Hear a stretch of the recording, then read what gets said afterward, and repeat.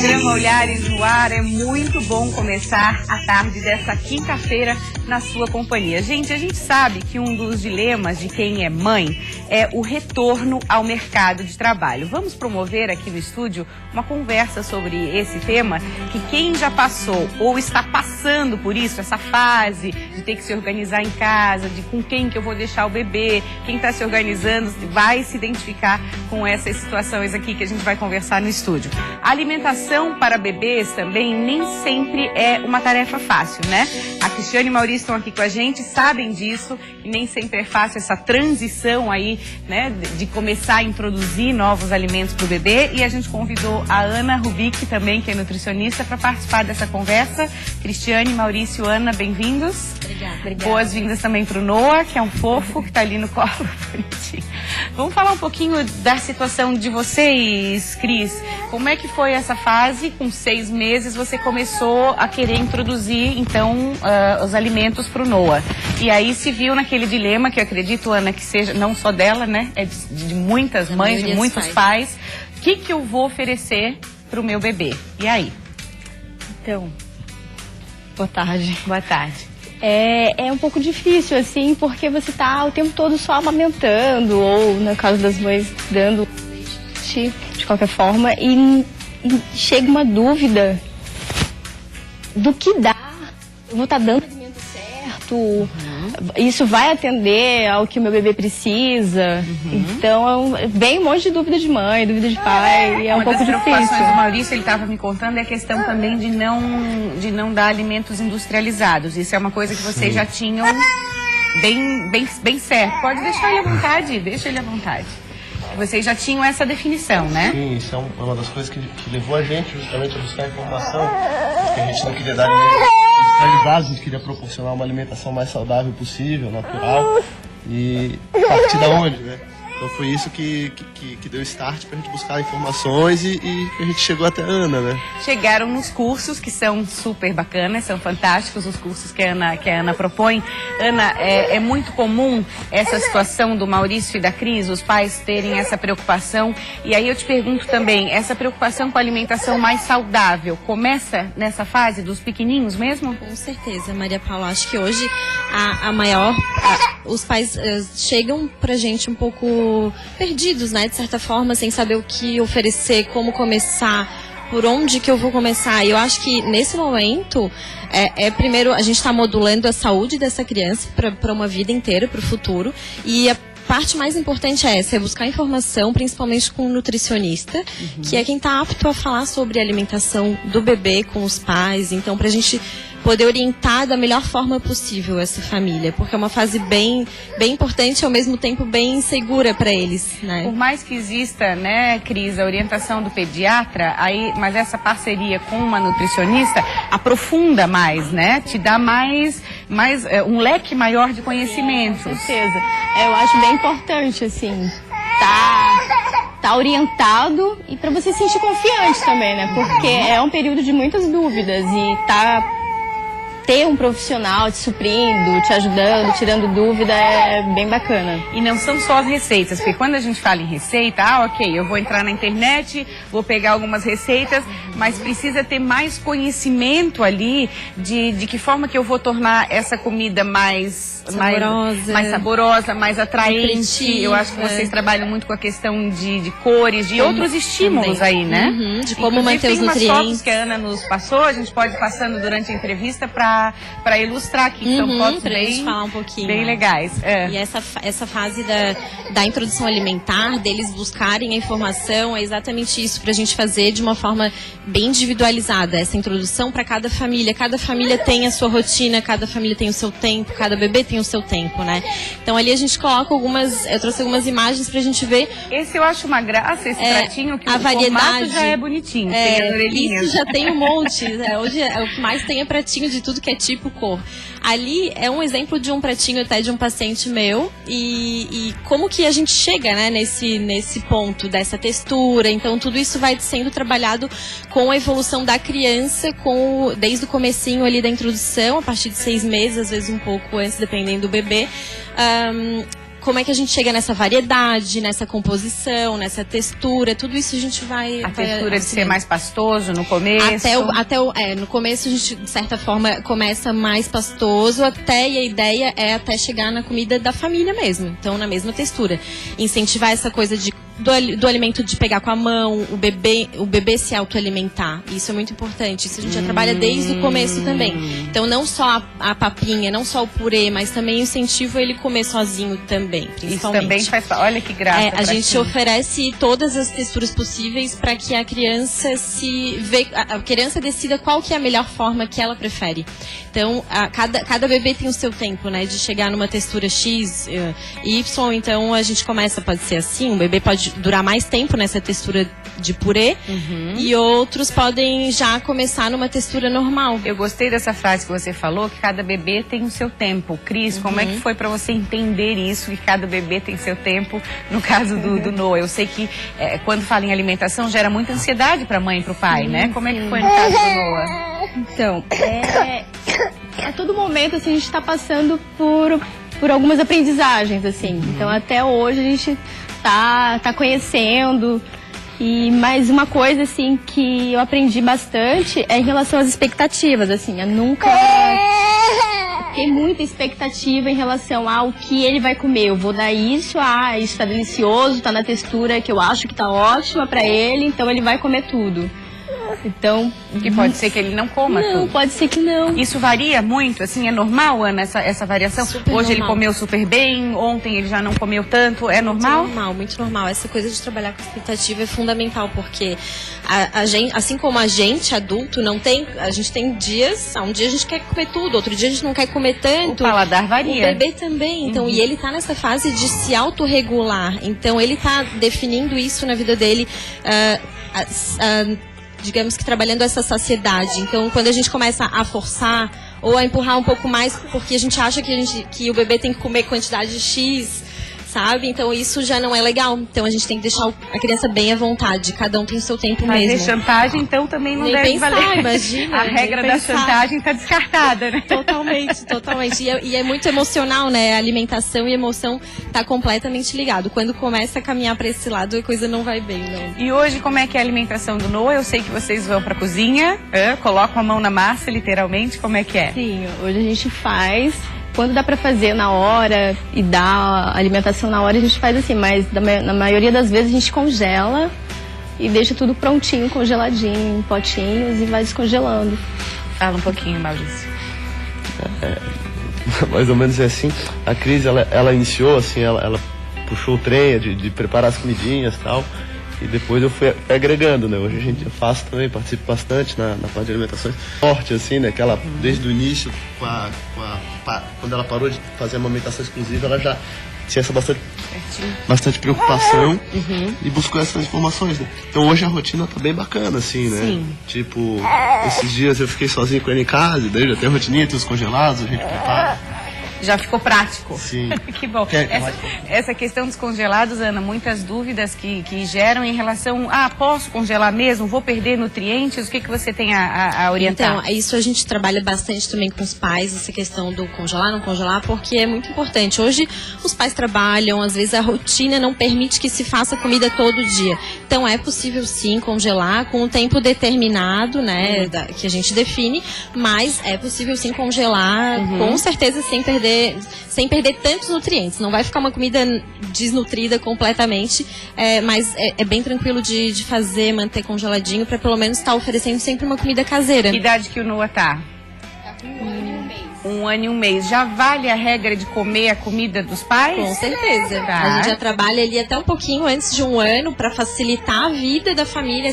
Essa transição já vai sendo feita um pouquinho antes de um ano para a comida da família. Até para fazer essa socialização com o alimento, com a comida na mesa. Isso já tudo fica mais fácil, os pais não terem que fazer comida separada por muito tempo. E é bom que os pais estão preocupados com a alimentação saudável também entram nessa onda, né? Exatamente. Os pais se adaptam à comida do bebê. Isso é ótimo. Isso é muito legal. A gente pode dizer que nessa fase, assim, a partir dos 6 meses, essa até fasezinha de 1 ano, 2, o paladar está sendo construído? É uma construção totalmente. ao longo da vida mesmo. Porque às o... vezes tem criança que gosta muito de um alimento, daqui a pouco não gosta mais. Sim, desde do útero da mãe, o bebê já está sentindo sabor, né? Então aí, quando começa a introdução alimentar, mais ainda. Então por isso que é importante expor esse bebê a vários sabores diferentes, temperos diferentes, tudo, para que ele não fique seletivo depois, ao longo do tempo. Então, geralmente acontece isso, a mãe descobre um alimento que ele gosta, comeu, e acaba dando muito daquele alimento. Então variedade é a saída. Variedade desde o comecinho. É isso aí. Obrigada, Ana. Obrigada também, Cris, Maria Maurício, Paula. Noah gostou das canecas, pode brincar. Já mamou, tá bem. Obrigada, tá, gente? Obrigada também. mesmo. Pode ficar à vontade aqui, que eu vou lá pro outro cenário. Tá me esperando aqui a Letícia, falta a Cris. A Cris saiu do cenário, volta a Cris.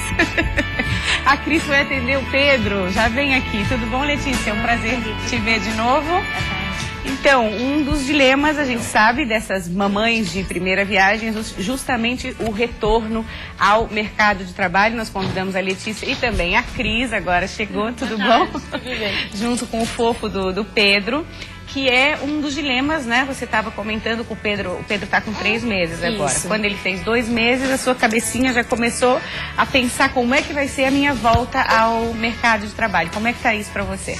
Então, eu achava que 4 meses de licença maternidade era bastante tempo, né? Até tinha pensado em não emendar férias, porque achei que seria suficiente. Quando eu me dei conta, o tempo voou, ele estava com 2 meses e aí começou todo o processo. Não tanto de pensar com quem ele ficaria, porque já estava definido que ele ficaria com a minha mãe, né? Mas a questão de não estar perto dele, de não amamentar tanto ele, né? Mais esse contato mesmo. Isso que ela está falando deve ser, assim, um pensamento que passa, um pensamento que passa pela cabeça de todas essas mães. Comenta um pouquinho, Letícia. Então, normalmente tem algumas mães que procuram terapia quando querem engravidar, tem mães que durante a gravidez procuram, mas assim, a Cris ainda está dizendo que ela tem um suporte, né, que a gente fala que é da rede social, que é mãe, sogra, cunhada, amiga uma e tudo pessoa mais. De confiança. Isso, que você possa deixar e vai confiar que vai ser bem cuidado, né? Mas mesmo assim eu vejo outras pessoas que eu já acompanhei, eu já tive mãe que eu atendi em casa, por exemplo, que eu chegava para atender e dizia, leva para ti, né? Porque estava sendo um desespero que não tinha ninguém para cuidar, né? Então assim, acho que tem essa questão de que é complicado, com quem que você vai deixar? Vai estar bem alimentado, não vai estar bem alimentado, vai estar bem cuidado, não vai estar bem cuidado. Se chorar, né, tem a coisa de que acho que mãe de primeira viagem vai identificar qual é o choro que é de cólica, qual que é de fome, qual que tá sujo, né, qual que quer tomar banho, qual que tá com sono. Ela estava agora aqui, ele estava resmungando e ela estava dizendo, eu acho que é uma renazinha para dormir. Ela já está identificando. Então, e aí assim, a gente tem aquela tendência de pensar que só a gente sabe cuidar, não é assim, Cris? Cuidar 100% só a gente. Sim, e aí acho que daí entra as interferências, né? A hora que chega a mãe, sogra e tal, e começa a dizer, não, acho que isso é tal coisa, acho que usa tal remédio, acho que usa tal coisa. E a pessoa quer construir a sua própria individualidade e o seu próprio papel de mãe, né? Uhum. A gente fica um pouco dividida. O Pedro é meu primeiro filho, eu já tive experiência de estar perto da minha filhada quando ela nasceu. Mas é bem isso, você conseguir identificar, no começo é um pouco desesperador, quando ele começou com as cólicas, você não sabe o que fazer. Então eu tinha o suporte da minha mãe, principalmente, porque eu acabei indo morar com ela nesse período de licença maternidade.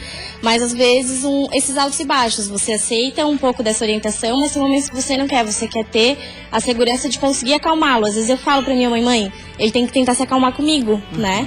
Porque pra ele ter esse contato, até porque se eu não estivesse morando com os meus pais, ele teria a obrigação de se acalmar comigo, eu teria que me adaptar, porque é um processo. Eu sou mãe de primeira viagem e ele tá também se adaptando comigo, né? É aquela história, a gente também tá aprendendo a ser mãe. Eu acho que o processo de aprendizado, eu fico dizendo que é igual caminhar, dirigir, andar de bicicleta e tal, só que você tem um serzinho que é dependente de você, né? Então eu acho que tem um elemento a mais aí, com uma complexidade, que você tem um amor que é incondicional, né? E você quer, de qualquer modo, fazer com que essa criança se acalme, que ele fique bem, que ele se sinta bem. E tem momentos em que você não quer nem ver na frente, tipo esse dia que eu cheguei lá e ela disse, leva pra ti, né? E aí eu costumo dizer pras mães, não tem problema, eles não vêm com manual de instruções, né? Eu acho que são coisas que a gente vai aprendendo a partir do contato, é uma construção, é um processo. né? Então não dá para ficar se cobrando de que não, eu tenho que saber o que ele quer, eu tenho que saber de que jeito que ele quer. Não, eu vou aprendendo e ele vai aprendendo também. Falando né? em cobrança, muitas mães desenvolvem uma certa culpa, né? Vou ter que voltar para o trabalho. Isso passa pela sua cabeça, Cris? Como é que tá isso?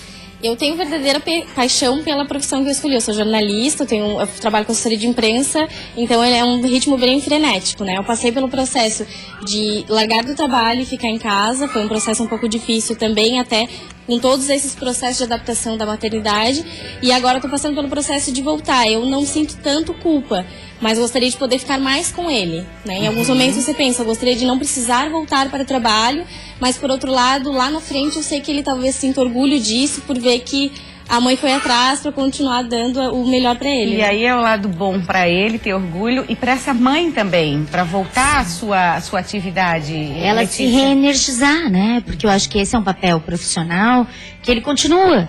Então, eu acho que quando ela vem para casa, né? Hoje é um dia que a gente usa muito um termo chamado quality time, né? Eu não tenho muito tempo com meu filho, mas o tempo que eu tenho eu vou prestar atenção nele. E o fato de eu ter ocupado minha cabeça com outras coisas faz com que realmente eu tenha um foco, uma concentração para cuidar da criança, para estar na interação com a criança, né? É a qualidade do tempo, né? Eu tenho muito disso também pelo que a minha mãe fez quando foi mãe. Ela largou do emprego, ela ficou com a gente, era outro tempo, né? Ela pôde fazer isso e esse exemplo ela passa pra gente. Então, muito a qualidade do tempo que tu tem com teu filho. Então, ela fala muito pra mim, te prepara, tu vai chegar do trabalho, ele vai querer ficar grudado com você. Pra você chegar, vai, toma um banho e vai ficar com ele. Que com o tempo a gente vai vendo que é possível ter esse equilíbrio, né? Que no começo a gente tá assim, ai, será que eu vou dar conta? Super normal esse questionamento também, não é? Sim, porque é uma novidade. De qualquer modo, é um elemento novo que você está colocando na sua vida, né? Eu começo a dizer assim, o HD vai incluindo determinadas memórias novas aí que a gente vai tendo que desenvolver. Mas é um aprendizado, né? É um processo que você vai construir e acho que ele vai entender. A hora que eu tiver minha mãe, eu tenho a minha mãe pra mim. Ela não vai estar cozinhando, ela não vai estar fazendo outra coisa, ela vai estar comigo. Ela vai estar prestando atenção em mim. Você já combinou com a sua mãe como é que vai funcionar? Ela vai mandar foto de quanto tempo essa mãe vai precisar mandar relatório. Hoje em dia com os aplicativos, mãe, manda foto, mãe, ele tá bem, como é que vai ser esse processo aí? Você eu brincava com ela no começo, mãe, eu quero foto o tempo inteiro, aquele acordar, aquele brincar. Mas a gente tem feito adaptação já, ele, quando ele acorda de manhã, ele costuma ficar mais com ela, quando ele chora, ela que vai ver o que tá acontecendo, até pra ele se acostumar, né? Claro que eu tô sempre ali junto também, mas todo esse processo já está sendo feito para que ela se adapte tranquila. Eu confio muito na minha mãe, então isso ajuda bastante. Ela já cuidou da minha filhada, nos criou, cuidou de mim, da minha irmã, então já traz uma segurança a mais. O pai dele também, o meu marido, vai poder ficar um período a mais com ele na manhã, então traz um pouquinho mais de segurança para voltar pro trabalho tranquilo. E vai morrer de saudade, essa saudade é tão boa também. Sem dúvida, eu tenho tentado sair um pouquinho de casa, mas ou só no período da manhã, ou só no período da tarde, mas também já volto louca pra chegar em casa e dar um cheirinho nele. Não, ele é muito fofo, muito bacana. Obrigada, Cris. Obrigada pelo convite. Finalmente conhecemos, né, o Pedro. Obrigada pela visita. Obrigada, Letícia, mais uma vez pelos esclarecimentos, tá? A gente vai fazer um rápido intervalo, depois a gente continua no tema da semana, que é essa questão de mamães e papais aí de primeira viagem. Vamos tirar dúvidas sobre os direitos trabalhistas desta mulher que encara a gravidez pela primeira vez. Até já.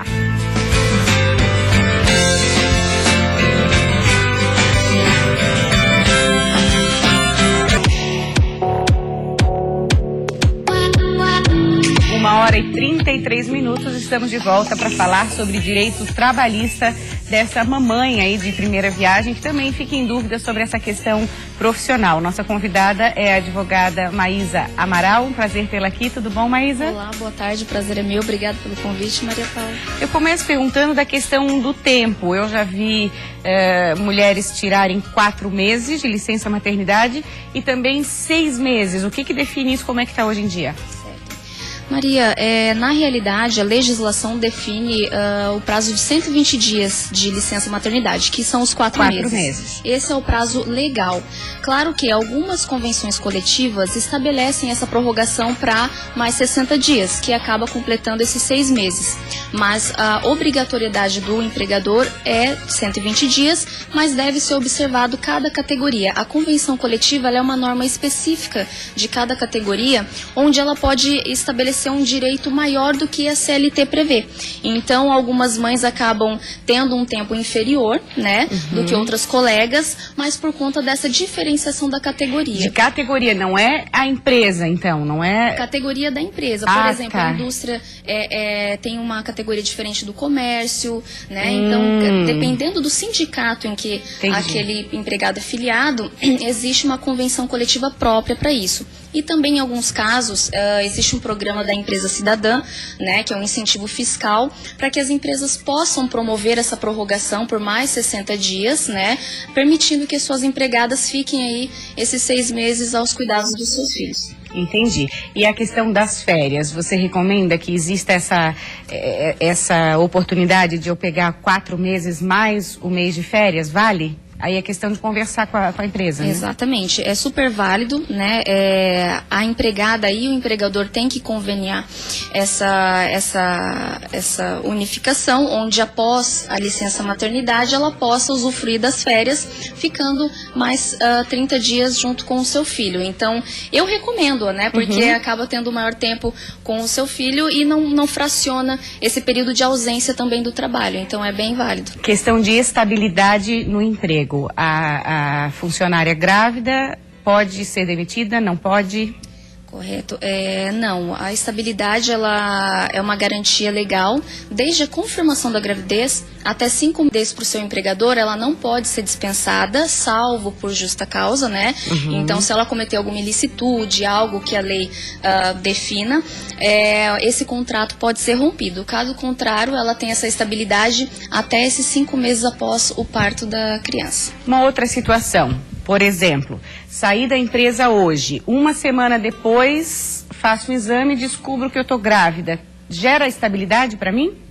Gera normalmente. O desconhecimento, né, da gravidez pela empregada no momento da ruptura contratual não tem a perda do direito, né? É muito comum que no momento do desligamento a empregada não sabe que está grávida e vem descobrir 1 mês depois, ou até poucas semanas depois. Ela tem que comunicar ao seu antigo empregador, ele tem que reintegrar ela ao trabalho, né, porque ela vai ter direito a essa estabilidade e vai usufruir de todos os direitos como se estivesse mantida no quadro normalmente. Doutora Maísa, outra situação, estou num tempo de contrato experimental, né, o período de experiência, que são os 3 primeiros meses, tenho estabilidade por estar grávida? Tem também.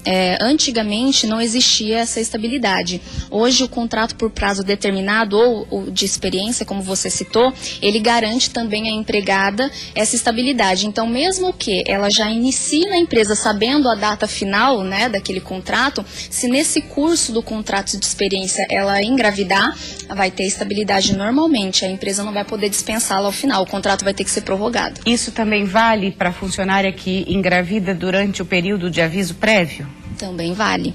O aviso prévio, seja ele cumprido, sei que fui mandada embora, estou em cumprimento do meu aviso prévio e engravidei, também vai ser dado a estabilidade. Inclusive, Maria, no aviso prévio indenizado. Muitas mulheres não sabem disso e muitos empregadores também não.